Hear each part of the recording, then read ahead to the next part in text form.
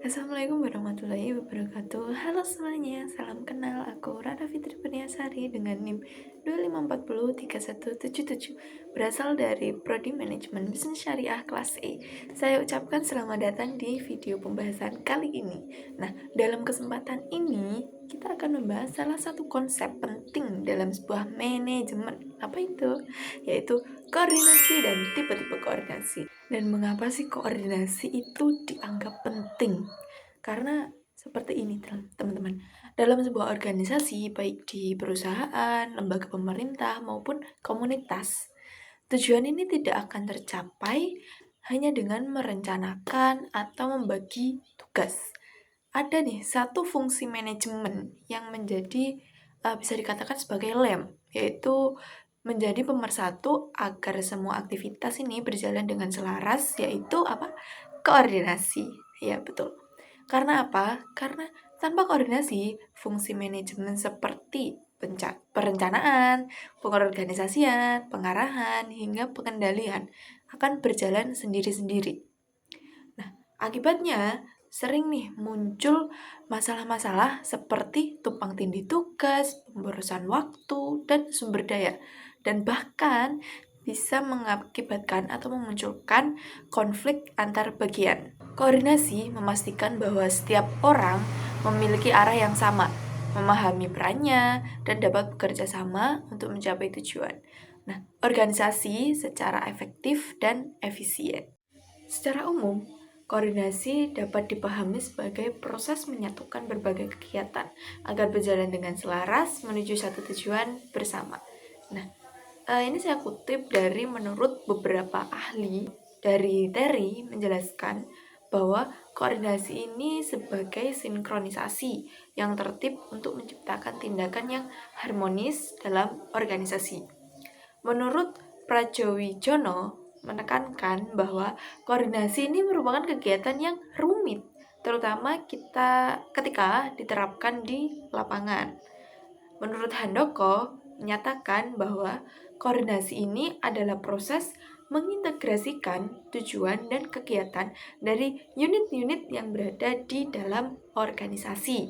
Dari berbagai definisi tersebut, dapat saya simpulkan bahwasanya koordinasi ini adalah upaya pengaturan dan penyatuan aktivitas, sumber daya, dan kepentingan agar organisasi ini dapat mencapai tujuan secara efektif dan efisien. Koordinasi bukan hanya sekedar memberi perintah, tetapi memastikan bahwa semua bagian bekerja saling mendukung, bukan saling menunggu atau bahkan saling menghambat. Masalah-masalah dalam koordinasi.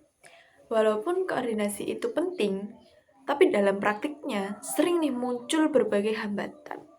Nah, ini terjadi karena setiap individu dan tiap bagian organisasi ini memiliki perbedaan karakter, tugas, maupun orientasi. Beberapa masalah umum dalam koordinasi itu antara lain yang pertama, yaitu perbedaan orientasi tujuan. Karena setiap bagian itu punya target masing-masing, sehingga pola kerja dan fokus itu bisa berbeda. Dan yang kedua, perbedaan orientasi waktu. Ada bagian yang bekerja dengan ritme cepat, ada yang lambat, sehingga koordinasi ini menjadi lebih sulit karena perbedaan waktu tersebut. Selanjutnya ada perbedaan orientasi antar pribadi. Faktornya, perbedaan karakter, kebiasaan, dan gaya komunikasi yang bisa menghambat kerjasama. Ada juga perbedaan formalitas struktur organisasi, karena unit yang lebih birokratis akan lebih lambat dalam mengambil keputusan dibandingkan dengan unit yang fleksibel. Ada juga faktor dari jarak geografis. Apalagi di organisasi yang timnya itu tersebar di berbagai lokasi, perbedaan sosial, budaya, dan latar belakang pendidikan ini bisa mempengaruhi cara seseorang memahami tugas dan bekerja sama. Masalah selanjutnya itu terjadi karena adanya faktor ambisi pribadi. Karena ini, jika tidak dikendalikan, ambisi ini bisa mengganggu tujuan kolektif organisasi. Masalah-masalah ini menyebabkan koordinasi ini tidak selalu berjalan dengan mulus. Karena itu, peran pemimpin sangat penting. Karena tidak mungkin seorang pemimpin ini menyelesaikan semua tugas sendiri, terutama jika koordinasi semakin besar dan semakin kompleks. Pembahasan selanjutnya yaitu tipe-tipe koordinasi. Dalam organisasi, koordinasi dapat dilakukan melalui dua tipe utama. Yang pertama, ada koordinasi vertikal. Ini adalah organisasi yang terjadi antara atasan dan bawahan. Misalnya, manajer mengarahkan supervisor atau ketua divisi mengawasi staf di bawahannya. Dan koordinasi vertikal ini biasanya lebih formal karena berhubungan dengan struktur, hierarki, dan wewenang. Yang kedua, ada koordinasi horizontal, yaitu koordinasi antar bagian atau unit yang memiliki tingkat yang sama. Misalnya koordinasi antara divisi pemasaran dan divisi produksi. Nah, meskipun tidak ada hubungan atasan dan bawahan, koordinasi horizontal sama pentingnya karena untuk memastikan keselarasan rencana dan pelaksanaan. Berdasarkan kedua tipe koordinasi tersebut, karakter koordinasi ini memiliki 3 sifat. Yang pertama, bersifat dinamis bukan statis. Yang kedua, mengutamakan pandangan menyeluruh untuk mencapai tujuan. Dan yang ketiga, meninjau pekerjaan secara keseluruhan bukan hanya bagian kecil. Pembahasan selanjutnya yaitu pencapaian dalam koordinasi. Jika koordinasi berjalan dengan baik, organisasi akan mendapatkan berbagai manfaat besar. Nah, antara lain, yang pertama, peningkatan efisiensi dan responsibilitas. Karena bagian-bagian dalam organisasi dapat bekerja lebih cepat, tepat waktu, dan saling mendukung. Misalnya, jika produksi membutuhkan bahan baku, pemasok bisa segera merespon karena telah melakukan koordinasi yang baik. Yang kedua, hubungan kerja yang kuat.